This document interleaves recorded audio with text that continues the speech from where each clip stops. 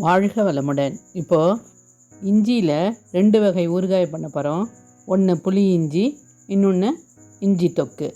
First இஞ்சி தொக்கு பண்ணலாம். இதற்கு தேவையான பொருட்கள் என்னென்னு பார்க்கலாம். இஞ்சி, புளி, உப்பு, மிளகாய், வெந்தயம், பெருங்காயம், வெல்லம். இதுதான் இதுக்கு தேவையான பொருட்கள். ஒரு வாணலியில் பெருங்காயம், வெந்தயம் ரெண்டுத்தையும் ரோஸ்ட் பண்ணிக்கிறோம். மிளகாயும் வறுத்து எடுத்துக்கிறோம். இப்போது வாணலியில் நல்லெண்ணெய் ஊற்றி பொடியாக கட் பண்ண இஞ்சி ஆட் பண்ணிக்கிறோம். இதை நல்லா வதக்கி எடுத்துக்கலாம். இஞ்சியை தோல் சீவிட்டு நல்லா கழுவிட்டு பொடியாக கட் பண்ணி எடுத்துக்கணும். இதை இப்போ நல்லெண்ணெயில் வதக்கிக்கலாம். நல்லா வதங்கின பிறகு எடுத்து ஆற வச்சுக்கலாம். இப்போது ஒரு மிக்ஸி ஜாரில் வெந்தயம், பெருங்காயம் இதை பொடி பண்ணி எடுத்துக்கிறோம். இந்தளவுக்கு நைஸாக பொடி பண்ணி எடுத்துக்கிறோம்.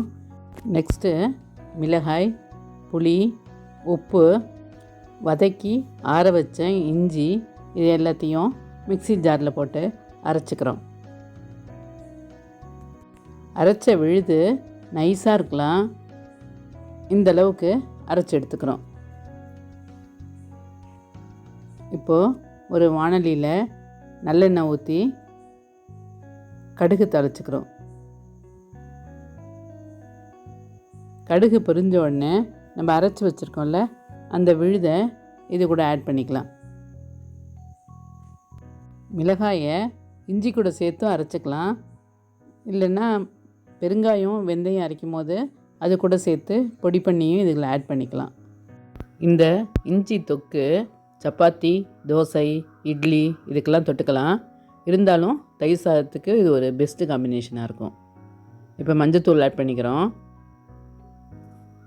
இது அறுசுவையும் கலந்த ஒரு ஊறுகாய். இது நல்லா திக்காகட்டும். இப்போ நம்ம வெல்லம், வெந்தயம், பெருங்காய பொடி இருக்குல்ல இதையும் இப்போ ஆட் பண்ணிக்கிறோம்.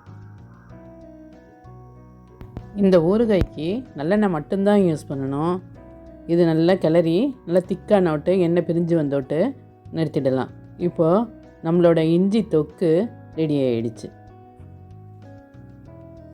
நெக்ஸ்ட்டு நம்ம பார்க்க போகிறது புளி இஞ்சி. இதுக்கு தேவையான பொருட்கள்னால் இஞ்சி, புளி, உப்பு இது மட்டும்தான் இதுக்கு தேவை. ஃபஸ்ட்டு ஒரு வாணலியில் எண்ணெய் ஊற்றி கடுகு தாளிச்சிக்கலாம். கடுகு நல்லா பொரிஞ்ச உடனே இஞ்சியை சேர்த்து வதக்கிக்கலாம். இந்த ஊறுகாய்க்கும் இஞ்சியை நல்லா தோல் சீவிட்டு கழுவிட்டு சின்ன சின்ன பீஸாக கட் பண்ணிக்கணும். இந்த இஞ்சியை நல்லா வதக்கிக்கலாம். நல்லா இஞ்சி வதங்கின உடனே நம்ம கரைச்சி வச்சுருக்கிற புளிக்கரைசலை இது கூட ஆட் பண்ணிக்கிறோம். இது கூட தேவையான அளவுக்கு உப்பு, மஞ்சள் தூள், மிளகாய்த்தூள். மிளகாய்த்தூள் ரொம்ப வேணாம், 1/4 டீஸ்பூன் மட்டும் போதும்.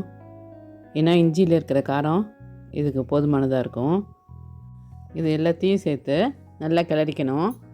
மிளகாய்த்தூள், மஞ்சத்தூள் இதோட பச்சை வாசனை போய் ஊறுகாய் திக்கானோட்டு இறக்கிடலாம். இந்த புளி இஞ்சி தயிர் சாதத்துக்கு ஒரு நல்ல காம்பினேஷனாக இருக்கும். இந்த அளவுக்கு திக்கானோட்டு இறக்கிடலாம். இப்போ நம்மளோட புளி இஞ்சி ரெடி ஆயிடுச்சு. நன்றி.